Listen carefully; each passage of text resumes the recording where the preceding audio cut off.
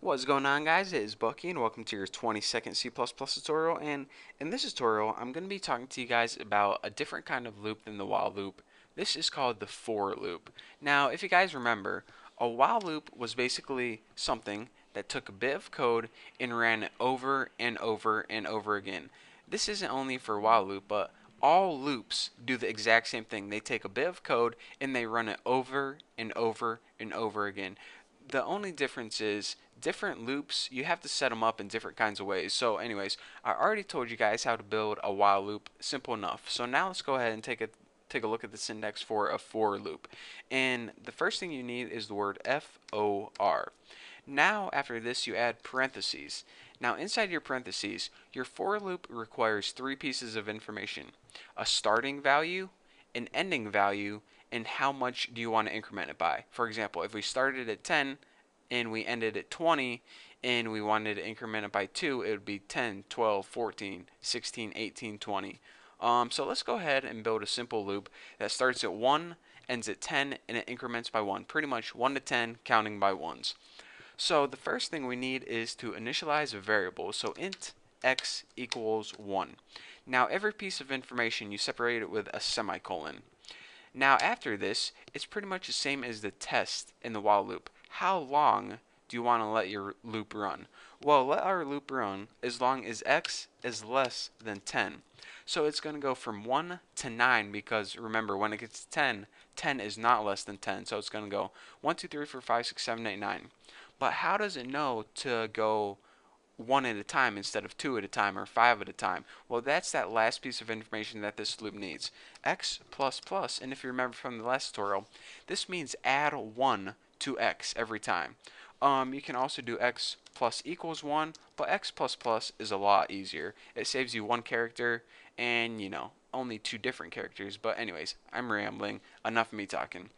So basically, the syntax for a for loop is this: initialize a variable with a starting value, give it an ending value, and say how much you want to increment it by each time. So now we would just do something like this: cout, print out x on the screen, and print it out on a new line every time. So let's go ahead and build and run this and see what we get. 1, 2, 3, 4, 5, 6, 7, 8, 9.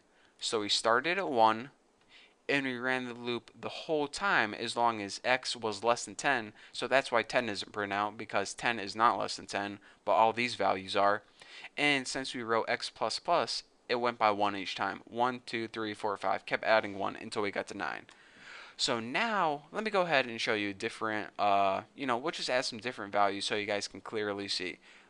Instead of 1, let's start at 5. By the way, 0 and 1 are going to be your most basic starting points. But, you can use anything you want, but people typically stick with 0 or 1. Let's go all the way to 50, and let's go ahead and increment it by 5 by writing x plus equals 5, which means add 5 to x each time and assign that to the new value. So now if you go ahead and build and run this, we go ahead and we have 5 all the way to 45 by 5s, and we start at 5 right here. Well, all the way till we were less than 50, and that's why it doesn't print out 50, because 50 is not less than 50, it's equal to 50, but 45 and all these values are less than 50, and we told it to add 5 to x each time. Simple enough. So basically, starting point, ending point, how much you want it to change each time. So now, those are, the basic Bucky terms, but if you're taking a test, I want to give you guys the technical terms. This is called initialization, where you start off a variable. This is called the loop continuation condition, basically when you're on the end. And this is called the increment. So with those three things, it has all the information that your loop needs: where to start, where to end, how much to go by.